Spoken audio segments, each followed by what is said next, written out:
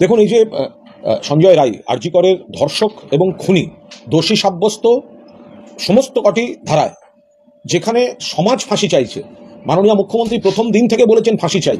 এই ধরনের কুৎসিত অপরাধ ধর্ষণ এবং খুন যেখানে যেখানে ঘটেছে, সেই চরম দুঃখে থাকা আত্মীয়রা চরম শাস্তি চান, ফাঁসি চান। এ তো ব্যতিক্রম। এটা কি করে সম্ভব? আত্মীয়রা বলছেন ফাঁসি চাই না, বাবা মা বলছেন ফাঁসি চাই না। তাদের মেয়েকে ধর্ষণ করে খুন করেছে যে পিশাচ, এবং তার দোষ প্রমাণিত আদালতে। আদালত জানিয়েছে, সমস্ত তথ্য প্রমাণের উপর নির্ভর করে তাকে দোষী সাব্যস্ত করা হলো। যে ধারায় ফাঁসি আছে সেই ধারাতেই যাবজ্জীবন আছে, এবং কেন ফাঁসি না দিয়ে যাবজ্জীবন দিয়েছেন এটা বিচারক এবং সিবিআই এর আর্গুমেন্ট করা উকিলরা বলতে পারবেন, কিন্তু ওই তিনটে ধারাতেই কিন্তু ফাঁসি আছে। এবং মমতা বন্দ্যোপাধ্যায় এবং রাজ্য সরকার এই ভয়ঙ্কর যে ঘৃণ্য অপরাধ ধর্ষণ এবং খুন, তার ওপর ফাঁসি চেয়েছে। সেখানে বাবা মা বলছেন ফাঁসি নয়। কারা পেছনে? কাদের কথা? এই বাম অতিবামদের কথা বেরোচ্ছে অভয়ার বাবা মার মুখ থেকে, সিপিএম এর কথা বেরোচ্ছে অভয়ার বাবা মার মুখ থেকে। বিরোধী অন্ধ তৃণমূল বিরোধীরা যারা এই বাবা মার আবেগ নিয়ে বিকৃতভাবে তাদের বিভ্রান্ত করছেন, তাদের রাজনৈতিক এজেন্ডা, তারা যেটা বলতে চাইছেন, গুলিয়ে দিতে চাইছেন। বাবা মা কি ভেবেছেন? তারা প্রোটেক্ট করছেন সঞ্জয় রায়কে। তদন্তে সঞ্জয়ের সঙ্গে তদন্তের বাকির কোনো সম্পর্ক নেই। সঞ্জয়ের বিরুদ্ধে সমস্ত তথ্য প্রমাণ কলকাতা পুলিশ সিবিআইকে দিয়েছে, সিবিআই সেগুলো যাচাই করেছে, সুপ্রিম কোর্ট মনিটর করেছে। আর সঞ্জয় রায় এতদিন কোর্টে যা যা বলেছে সমস্তটা বলার সুযোগ পেয়েছে। আর যদি কিছু বলার থাকতো সে বলে দিত। তারপরে তাকে দেওয়া হয়েছে শাস্তি। সেখান থেকে রাজ্য সরকার বলছে ফাঁসি চাই, চাপে পড়ে সিবিআইও বলছে ফাঁসি চাই, বাবা মা বলছেন ফাঁসি চাই না। এ তো বামপন্থী, অতি বাম জুনিয়র ডক্টরদের একাংশ, তাদের কথাগুলো প্রতিফলিত হচ্ছে অভয়ার বাবা মার মুখ থেকে। তাহলে কি এই সঞ্জয় রায়কে প্রোটেকশন দিচ্ছেন, বাঁচিয়ে দিতে চাইছেন তারা বাবা মা? এটা হয়? দুদিন বাদে শুনবো জেলে শীতকাল বলে সঞ্জয় রায়কে তারা কম্বল আর সোয়েটার দিতে গেছেন। তার দুদিন বাদে শুনবো জেলে পুষ্টিকর খাবার খাওয়ানোর জন্য ওনারা সঞ্জয়ের জন্য খাবার নিয়ে যাচ্ছেন। এটা হচ্ছে কি? এটা মানুষ বুঝতে পারছেন? মাটিগাড়া, ফরাক্কা, জয়নগর, গুড়াপ ধর্ষণ এবং খুনের শাস্তি ফাঁসি হয়েছে। আচ্ছা আপনারা বলুন তো, যখন এই কোর্ট, শিয়ালদা কোর্ট যখন দোষী সাব্যস্ত করলো, সেদিন তো এই সেকশনগুলোতে এই যে দোষী সাব্যস্ত হলো, তখন তো ওয়েলকাম করেছিলেন এই বাবা মা, তখন তো ওয়েলকাম করেছিলেন। এই তিন ধারায় যে দোষী সাব্যস্ত হয়েছে সঞ্জয় রায়, অভয়ার পরিবার তো স্বাগত জানিয়েছিল। তো তাহলে এই তিন ধারা সর্বোচ্চ সাজা হচ্ছে ফাঁসি। তাহলে কি দাঁড়ালো? যে অভয়ার বাবা মা তিন ধারায় দোষী সাব্যস্তটা স্বাগত জানাচ্ছে, কিন্তু তার সর্বোচ্চ সাজা নিজের মেয়ে ধর্ষণ এবং খুনে যে করেছে তার সর্বোচ্চ সাজা চাইছে না। কেন চাইছে না? সিপিএম এর ইস্তাহারে আছে যে আমরা ফাঁসির বিরুদ্ধে, সিপিএম এর পার্টি লাইন আমরা ফাঁসির বিরুদ্ধে, বামপন্থীদের পার্টি লাইন আমরা ফাঁসির বিরুদ্ধে। ন্যায় বিচারছে, রাস্তায় নাটক করছে, আর ফাঁসির বিরোধিতা। ওরা বললে যদি মানুষ আরো চিৎকার করে, বাবা মার মুখ দিয়ে বলানো হচ্ছে। বাবা মা দুর্ভাগ্যজনকভাবে তাদের যে শোক, তাদের যে আবেগ, সেটাকে বিভ্রান্ত করে দিয়ে নিজেদের এই বাম অতি বামেদের মুখপাত্র বানিয়ে ছেড়ে দিয়েছেন এনারা। কোনো সুস্থ বাবা মা ভাবতে পারবেন, কোনো সুস্থ নাগরিক ভাবতে পারবে যে বাবা মা বলছে যে দোষী সাব্যস্ত তার ফাঁসির সাজা চাই না? অন্য পৃথিবীর সব অপরাধের সঙ্গে এই ধর্ষণ এবং খুনের আকাশ পাতাল তফাৎ। মহিলাদের সঙ্গে তার চরম চরম অপরাধ ধর্ষণ এবং তারপর খুন, বলছে ফাঁসি চাই না। এটা কি করে হতে পারে? এদের আচরণ, ভূমিকা অত্যন্ত রহস্যজনক। এর সঙ্গে কার কার জড়িত আছে, কি কি জড়িত আছে, এই গোটাটা তদন্তের আওতায় আনা দরকার।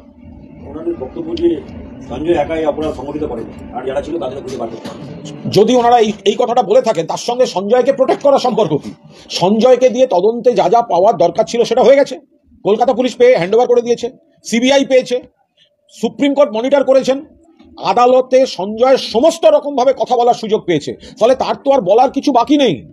আদালত থেকে বেরোনোর সময় যেমন মিডিয়ার সামনে দু একটা ছিটকে কথা বলেছে, কিন্তু আদালতের ভেতরে তো পর্যাপ্ত কথা বলেছে এবং মানে বিনা বাধায় কথা বলেছে। তো কথা বলার পর তার কাছ থেকে তো আর তদন্তের কিছু বাকি নেই। তাহলে মূল যে ধর্ষক এবং খুনি, তাকে প্রোটেকশন দিচ্ছেন অভয়ার বাবা মা। এটা কোনো বাবা মার ভূমিকা হতে পারে? ওনারা বলতে পারেন আরো তদন্ত হোক, যদি কেউ থাকেন, যদি এটা হয় সাপ্লিমেন্টারি চার্জশিট হোক, এই ধরনের কথা বলতে পারেন। কিন্তু ধর্ষণ এবং খুনটা একজন করেছে, সেটা প্রমাণিত, কলকাতা পুলিশে প্রমাণিত, সিবিআইতে প্রমাণিত, লোয়ার কোর্টে প্রমাণিত, ট্রায়াল কোর্টে প্রমাণিত, সুপ্রিম কোর্টের মনিটরিং এ প্রমাণিত, এবং সুপ্রিম কোর্টে ওনাদের একের পর এক আইনজীবী ছিল। প্রথম থেকে বললেন না কেন আমরা সঞ্জয় ফাঁসি চাই না, চরম শাস্তি চাই না? কেন তখন বলে এসছেন মানুষকে আমরা গণ আন্দোলনের ডাক দিচ্ছি, আমাদের পাশে থাকুক, চরম শাস্তি চাই? চরম শাস্তি মানে কি? দুদিন বাদে তো আপনাদের যার মতিগতি দেখছি, সঞ্জয়ের প্রতি যা দরদ উতলে উঠছে, তা আপনারা তো যাবেন, বাবা সঞ্জয় তোমার তো প্রেসিডেন্সি জেলে কষ্ট হচ্ছে, এই 4টে কম্বল, 2টো সোয়েটার, 2টো গরম গেঞ্জি নিয়ে এলাম, আর এই আপেল টাপেলগুলো রেখে গেলাম, একটু খেয়ে শরীর স্বাস্থ্য ভালো রেখো। দুদিন বাদে তো এই খবর আসবে। সিপিএম এর যেগুলো ইচ্ছা পাঠাতে পারছেন, আপনাদের হাত দিয়ে পাঠাবে। রাজ্য medical council Salt Lake electronic complex থানাতে 4 জন সিনিয়র ডাক্তারের বিরুদ্ধে অভিযোগ দায়ের করেছে, লিখিত অভিযোগ। এরা বলছেন যে এটা তাদের হেনস্থা করা হচ্ছে এবং এটা আন্দোলন কেড়ে নেওয়া সামিল। আমি আবার বলছি যে এটা তাদের নিজেদের বিষয়, এটার সঙ্গে দল রাজনীতির কোনো সম্পর্ক নেই, প্রতিহিংসার ব্যাপার নেই। যদি কেউ কারোর কোনো কর্তব্যে গাফিলতি থাকে বা কেউ কোনো অন্য কাজে গাফিলতি থাকে, কেউ কোনো অপরাধ করে থাকেন, তার কি এটা কোনো যুক্তি হতে পারে? আমি আন্দোলনে ছিলাম বলে আমার 7 খুন মাপ, এটা কোনো কথা? এটা কোনো কথা? এটা হতে পারে? ফলে ডাক্তারদের প্রফেশনে যদি কোনো অভিযোগ উঠে থাকে, তার জন্য যদি কোনো নালিশ জমা পড়ে থাকে, তার জন্য যদি কোনো কোয়ারি হয়, তো যারা যদি অন্যায় না করে থাকেন কোঅপারেট করুন, মিটে যাবে। ফলে যারা যারা আন্দোলনে ছিলেন তারা এরপর থেকে কোনোদিন কোনো অপরাধ করলে কেউ কোনো তদন্ত বা কোনো প্রশ্ন তুললে সঙ্গে সঙ্গে বলা হবে যে আমরা আন্দোলনে ছিলাম তাই আমাদের বিরুদ্ধে চক্রান্ত হচ্ছে। এটা কি ঠিক? হয় নাকি কখনো? নতুন শুনলাম যে কোনো একজন ডাক্তারবাবু, শুনেছি যে রাস্তায় একটা অ্যাক্সিডেন্ট করে ফেলেছেন, অ্যাক্সিডেন্ট করেছেন, মৃত্যুও হয়েছে। তো এবার তাকে ধরা যাবে না, তিনি বলবেন আমি আন্দোলনে ছিলাম, তো তাই জন্য একটা লোক সেদে এসে আমাকে ফাঁসাবে বলে নিয়ে মরে গেল। এটা কোনো কথা হবে? একটা আকাণ্ঠ মদ্যপান করে যদি কোনো ব্যক্তি গাড়ি অ্যাক্সিডেন্ট করে, আমি একটা বলতে পারবো না, যদি কোনো ব্যক্তি গাড়ি অ্যাক্সিডেন্ট করে, তাকে যদি কোনো পুলিশ কেস দিতে যায়, তখন সে ওইভাবে ওই কথাগুলো বলবে আমি আন্দোলনে ছিলাম ফলে প্রতিহিংসা, আমাকে মাতালের কেস দেবেন না, তাই দাঁড়াচ্ছে তো। যে যেখানে যা করবে, আমি তো আন্দোলনে ছিলাম তাই কেস দেওয়া যাবে না, এটা কোনো কথা হলো? সুপ্রিম কোর্টে 26,000 নিয়োগের হিয়ারিং ছিল, সেখানে বিকাশ রঞ্জন ভট্টাচার্য বলছেন এটা প্রাতিষ্ঠানিক দুর্নীতি, 3 রকমের দুর্নীতি হয়েছে, প্রায় 500 কোটি টাকা দুর্নীতি হয়েছে, পুরো প্যানেল বাতিল করে দেওয়া হবে। বিকাশ রঞ্জন ভট্টাচার্যরা সম্পূর্ণভাবে ছাত্রছাত্রী কর্মপ্রার্থীদের ভবিষ্যৎ নষ্ট করে নিজেদের রাজনৈতিক হতাশার যে বহিঃপ্রকাশ সেইগুলো প্রকাশ করছেন। তারা চান না এটা সমস্যার সমাধান হোক, তারা চান না ছেলেমেয়েরা চাকরি পাক। কোথাও যদি কোনো ভুল হয়ে থাকে সেটাই তো চিরকালীন শেষ কথা হতে পারে না। কেউ যদি কোনো ভুল করে থাকে, মুখ্যমন্ত্রী নির্দেশ দিয়েছেন যাতে চাকরি হয় এবং কর্মপ্রার্থীরা বঞ্চিত না হন। এরা মামলা করে করে করে করে তাদেরকে বাধা দিচ্ছে, আটকে রাখছে এবং এই ইস্যুটাকে রাজনীতি নিয়ে করতে চাইছেন এই বিকাশবাবুরা। ফলে আদালতে যেটা হচ্ছে, এই জটিলতাটা বিরোধীরা ইচ্ছাকৃতভাবে এটা তৈরি করে রাখছে। রাজ্যের শিক্ষা ব্যবস্থা ভেঙে পড়েছে, এই অভিযোগ আছে বিকাশ ভবন অভিযান এসে পায় পুলিশের সঙ্গে। ধন্যবাদ। গোটা পশ্চিমবঙ্গের শিক্ষা ব্যবস্থাটাকে শেষ করে দিয়ে গেছে এসএফআই, এই সিপিএম। তাদের এসএফআই এসে আবার বড় বড় কথা বলবে। যারা প্রাথমিকে ইংরেজি তুলে দিয়েছিল, যারা কম্পিউটার ঢুকতে দেয়নি, যে সিপিএম, যেখানে সিপিএম এর একটা শব্দ এক নেতার নামে চালু হয়ে গেছিল, সমস্ত পদ ইত্যাদি, হোল টাইমারদের বাড়ির লোকের চাকরি মানে শিক্ষক শিক্ষিকা চিরকুটে চাকরি, তাদের অধিকাংশের হদিশ পাওয়া যাবে না। এরকম নেতা নেত্রীও আছেন যারা পড়েছেন হয়তো অন্য স্ট্রিমে, আর ল্যাবরেটরি অ্যাসিস্ট্যান্টে চাকরি করছেন অন্য স্ট্রিমে। এগুলো সব সিপিএম বলেই সব হয়ে গেছে। তাদের আজকের ছানাপোনারা তারা বিশৃঙ্খলা তৈরি করতে গেছে, তো পুলিশ সরিয়ে দিয়েছে। নদিয়াতে যে বাঙ্কার পাওয়া গেছে তা নিয়ে সুকান্ত মজুমদারের ব্যাখ্যা হচ্ছে রাজ্য সরকার বিএসএফকে কোনো রকম সহযোগিতা করে না, সবসময় অসুবিধা করে, সেই কারণে এই ধরনের বাঙ্কার টাকা খুঁজে বের করতে এদের অসুবিধা হচ্ছে। আচ্ছা, বাঙ্কার তো একটা জমির উপর, যে জমিটা বিএসএফ এর আন্ডারে, আইন বদলে, এই সুকান্ত বাবুরা তো আইন বদলে করেছেন। সীমান্ত রেখা থেকে 15 কিলোমিটার বিএসএফ এর ছিল, এখন সীমান্ত থেকে 50 কিলোমিটার বিএসএফ এর অধীন। আপনারা করে নিলেন, বললেন কাজের সুবিধার জন্য। তো এখন বাঙ্কার আপনাদের এলাকায় সীমান্তের ওখানে ধরা পড়ছে, এখন বলছেন আমরা জানি না রাজ্য সরকার। এটা কখনো হতে পারে? টহল আপনারা দেন, আপনাদের সম্পূর্ণ নেটওয়ার্ক আছে, সেন্ট্রাল আইবি আছে, বিএসএফ এর সমস্ত ব্যবস্থাপনা আছে, আর সেটা আপনারা ফেল করছেন। আপনারা সীমান্তও রুখতে পারছেন না, বাঙ্কারও রুখতে পারছেন না, আর এখন দোষ দেবেন রাজ্য সরকারকে। আপনারা ছেড়ে দিন, শুধু সীমান্তে থাকুন, 50 কিলোমিটার ফেরত দিয়ে দিন, বাকিটা জেলা পুলিশ, রাজ্য পুলিশ বুঝে নেবে। রাজ্যে নতুন একটি স্বাস্থ্য সংগঠনের জন্ম আছে, এর ফলে এই যে বিভিন্ন সময় শোনা যায় উত্তরবঙ্গ লবি, দক্ষিণবঙ্গ লবি, বিভিন্ন লবি রমরমা, এর কি অবসান হবে? দেখুন, আমি শুনেছি ডক্টর শশী পাঁজার নেতৃত্বে একটি সংগঠন আত্মপ্রকাশ করেছে, progressive health association West Bengal. এ বিষয়ে আমরা দলের তরফে কিছু বলবো না।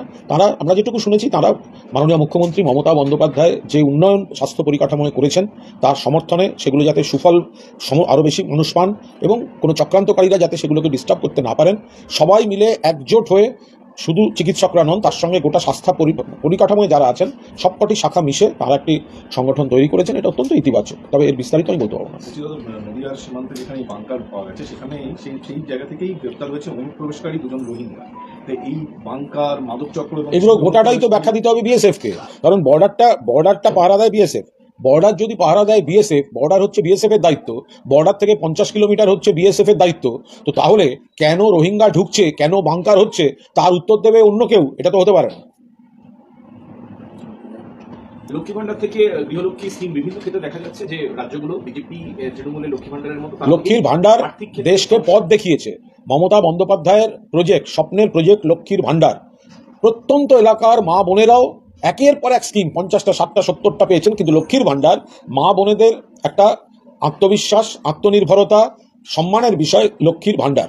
তো যারা একসময় এর প্রতিবাদ, নিন্দা, কটাক্ষ করেছিলেন, এখন দেখা যাচ্ছে সারা ভারতবর্ষের বিভিন্ন দল, বিভিন্ন রাজ্যে এগুলি নিয়েই কথা বলছেন, এগুলি ইমপ্লিমেন্ট করতে চাইছেন। আজ মমতা বন্দ্যোপাধ্যায় যা ভাবেন, আগামীকাল বাকি ভারতবর্ষ তাই ভাবে। লক্ষ্মীর ভান্ডার, কন্যাশ্রী, এগুলো বারবার প্রমাণ, দুয়ারে সরকার এগুলো বারবার প্রমাণ করে দিচ্ছে। কিন্তু এতে চাপ পড়ছে না অর্থনীতিতে রাজ্যে? সেটা মাননীয় মুখ্যমন্ত্রী নিশ্চয়ই সব দিক দেখে যা যা করার করছেন। নিশ্চিতভাবে কেন্দ্রীয় সরকারের যে বকেয়া আমাদের টাকা দেয় না, সেগুলো পেলে মুখ্যমন্ত্রী আরও সুবিধা হতো। তো বিপুল টাকা বকেয়া রেখেছে, তার মধ্যে দিয়েও যে মা বোনেদের জন্য, প্রান্তিক মানুষের জন্য যে সামাজিক সুরক্ষা স্কিমগুলো মমতা বন্দ্যোপাধ্যায় করেছেন, এটা তো মানুষের স্বার্থেই করেছেন। দাদা, আরজিকর কাণ্ডের পর আমরা খুব তাৎপর্যপূর্ণভাবে দেখেছিলাম যে অভিষেক বন্দ্যোপাধ্যায় চিকিৎসক সমাজের সঙ্গে আলাপচারিতা করেছিলেন, তার নিজের কেন্দ্রে সেবাশ্রমের প্রকল্প করেছেন।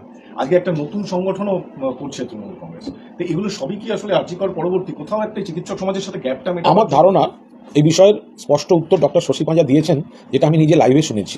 ফলে আমার মনে হয় ওখান থেকে কেটে নিলে ভালো হয়।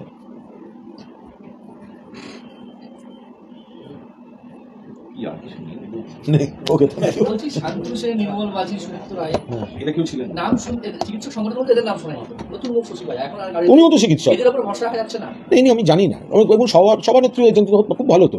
এবং একজন মহিলা সভানেত্রী, চিকিৎসক, খুবই ভালো। বাকিরাও অনেক অভিজ্ঞরা আছেন, নতুনরা আছেন। তাই নিয়ে যদি ডক্টর শশী পাঁজা, তিনি একজন পেশাদার চিকিৎসক, তো খুব ভালো হবে সংগঠন।